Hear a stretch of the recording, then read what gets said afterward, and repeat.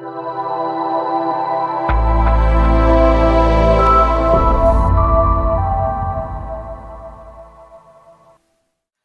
back, everyone, to the Ecore Academy e-learning platform. My name is AJ Raj, back with yet another video for you all. And in today's lesson topic, we're going to be covering the systems of equations, and specifically the extension of it, word problems. Now, you might be thinking, oh, I absolutely hate word problems. These are really hard. Well, it's actually fairly simple. Just building up off of logic with mathematics, it becomes fairly simple when you're solving them and breaking them down as I'm instructing you to do so. So before we get into the lesson, please make sure to do 4 things. Hit that like button, turn on the post notifications, hit that subscribe button, and feel free to leave a comment down below. All of those things are greatly appreciated. So we're going to be keying in today on the real-world problems with systems of linear equations, how we solve them, and the specific steps that we're going to take with each approach.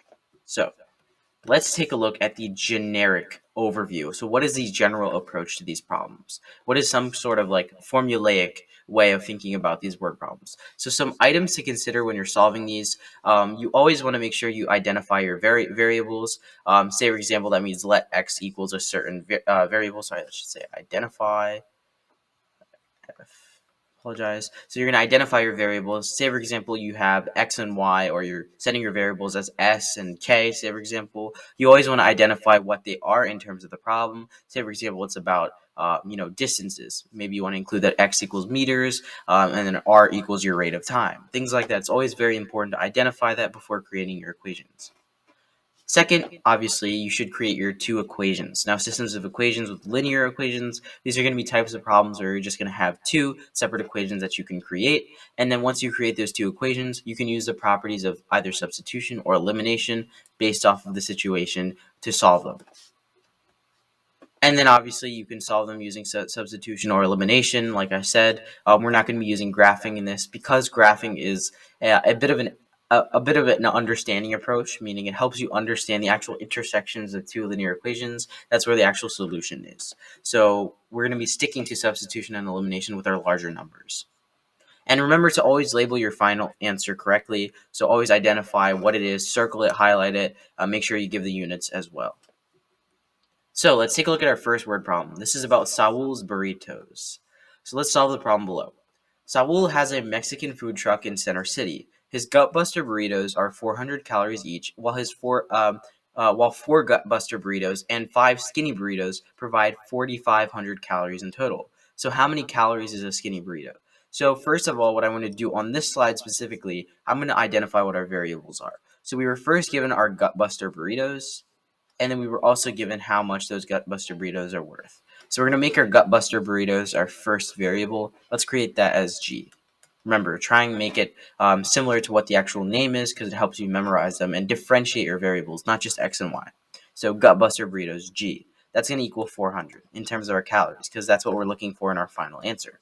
So then afterwards, we were given skinny burrito. That's the only other variable here. So skinny burrito was mentioned here and here. So skinny burrito is our other burrito that we're looking for. So let's make that S. So that means S is what we're actually solving for. So that's the variable that we're looking for, and that's going to be our skinny burritos.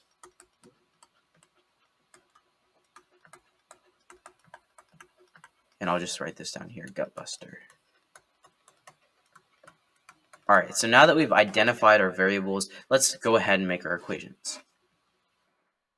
So in terms of making our equations here, what we're going to do is we're going to first write down our variables first. So we know that G equals Gutbuster and our S equals skinny. We were given that one Gutbuster burrito, G equals 400. So that's automatically one equation here. We're given one equation in terms of G. Now if we go back to see what our rest of our problem says, it says that 4 Gutbuster burritos and 5 skinny burritos will all add up to equal 4,500 calories in total. So let's write that down. So that means 4 Gutbuster burritos, which is 4G, plus 5 skinny burritos, 5S, is going to equal our grand sum or grand total of 4,500 calories, 4,500. So we've just created our 2 equations right here. So this is going to be number 1, and this is going to be number 2. So now what's the best way to approach this? Well, I'm looking at g equals 400, and I'm already given a value of one of my variables in the second equation, the one that's really going to give me the value of s, which is what we're looking for. So instead of elimination, let's use substitution. We're going to plug in that g equals 400 into the equation. So we know that g equals 400, so wherever we see g, we're going to plug it in. So for g, that's going to be 4 times 400 in this case, then plus 5s, our unknown variable, equals 4,500. All right, so know that 4 times 400, that's just going to be 1,600 plus 5s equals 4,500. If we subtract 1,600 from both sides, we get that 5s is going to equal 4,500 minus 500, that's 4,000, and then 4,000 minus 1,100, that's 2,900, so 2,900. And then we're left with 5s equals 2,900, so in order to isolate s, our skinny burritos, we're just going to divide 2,900 by 5. Some quick long division, 5, 25, 50. It's going to equal, sorry, should be 40. 48. So that's 580 is going to be S. So our S is going to be 580 calories. Skinny burrito. Now you might be thinking, with the context of the problem, wait a second, isn't it a skinny burrito and a gutbuster burrito? Well, that's where a lot of problems try to trip you up. Now you think of gutbuster, you think of it larger, more calories. Well, a skinny burrito, you don't know how large that skinny burrito is. It could be a skinny burrito, but it could be like a massive churro shaped, burrito. It could be something really long. And in that case, it's going to be more caloric wise. It's going to be larger. So always make sure to validate with your problem. It doesn't necessarily have to make sense in terms of the actual words, because that's assumed. You can't assume that the skinny is more than the gutbuster. So, second problem. This is going to be about canoeing, our last problem. So let's solve the problem below. So we're given that Alejandro and Pedro both go canoeing. They go 12 miles downstream in 1.5 hours, and they then head back upstream for 4 miles in a total of 2 hours. What is their paddling speed, and what is the speed of the current? So we're already given for the two variables that we need to solve for, so let's write them down immediately. So paddling speed and the speed of the current. So let's make paddling speed something that's phonetically, the same as paddling speed. So something I see in paddling, P. Let's call it P. So paddling speed is just going to be equal to P. And then our speed of the current, well, let's just make that C in this case for current. Speed of current. So this is just a basic problem here. We're given essentially miles, we're given the amount of time for both of these, and we're trying to calculate what was the actual paddling speed. And remember, their paddling speed we're going to assume is consistent. And then obviously that current. Remember, when you're going upstream, you're going with current, so that means you're going to go faster. And then obviously downstream, you're paddling against it. You're going to paddle at the same rate, but you're going to go much slower. So we're going to use that property and a special equation here, which are going to be given in certain problems. You're not supposed to memorize certain formulas like distance, gravity, velocity, things like that. They'll give you the equations. It's just applications. So distance equals rate times time is what we're given here. Now remember, the first thing that we were given is we're given 12 miles when they're going upstream. So let's say upstream here. So upstream, 12 miles, 1.5 hours. And then downstream is going to be 4 miles, 2 hours. So first thing that I want to do here is when you're creating your equations, you want to set both of those equations equal to something that's going to be a consistent unit. Like say, for example, the first problem, we made them equal to calories. So in this case, instead of making them equal to, your unit of time or your rate, say, for example, let's make them equal to the distance. Distance is always a good benchmark to use. And this equation that we're given here, it's in terms of distance. So let's make sure that we create two equations that represent distance, that are equal to distance, and include the rate and the time when creating your upstream equation and your downstream equation. So with your upstream equation, we're given the distance and we're also given the rate, essentially, how long it's going to take. So in order to do that, we just want to figure out we're given the how long it's going to take. So we want to figure out what the rate is.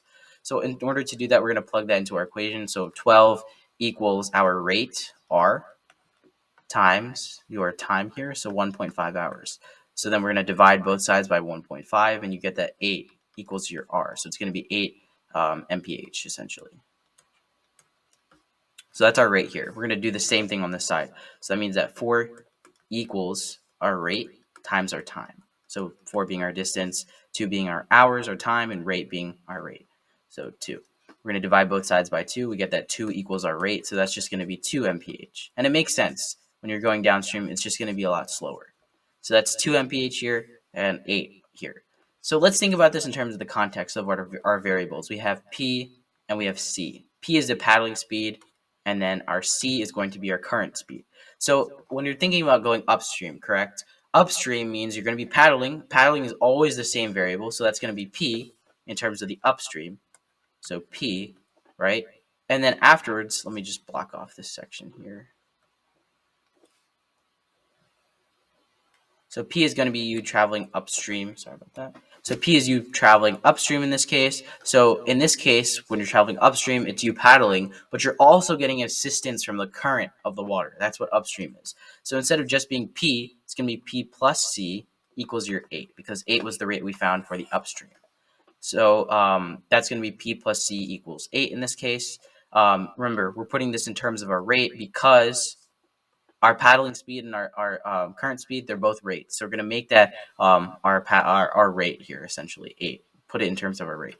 Then, of course, the opposite's going to happen with the essentially going downstream. You're going against the current. So that means it's your paddling speed, except you're minusing that current from your paddling speed because it's going against you. So in this case, it's just going to be P minus C. And that's going to equal our 2. So now we have 2 simple equations to solve here. And I hope you guys pick up on what we're going to use. We're going to use elimination. So we're going to add these both together. Because we have a negative and a positive C, it's easy to knock these 2 out. So we're going to add these together. So we get that 2P is going to equal 10. So that means that P is going to equal 5. And then if we plug this P back into this equation, 5 plus C equals 8. We know that 5 plus 3 is going to equal 8. So that means that C is going to equal 3. And that is going to be our answer. All right, everyone. Well, I hope you guys enjoyed this video. This has been AJ Raj here at the eCore Academy e-learning platform. Hope you all enjoyed. Please make sure to like and subscribe, leave a comment down below, and click on post notifications. Check out our website at www.ecoreacademy.org. Email us if you have any questions, and check out all of our socials in the description box below. Well, I hope you guys all enjoyed. This has been AJ Raj, and I'll see you guys in the next one. Peace.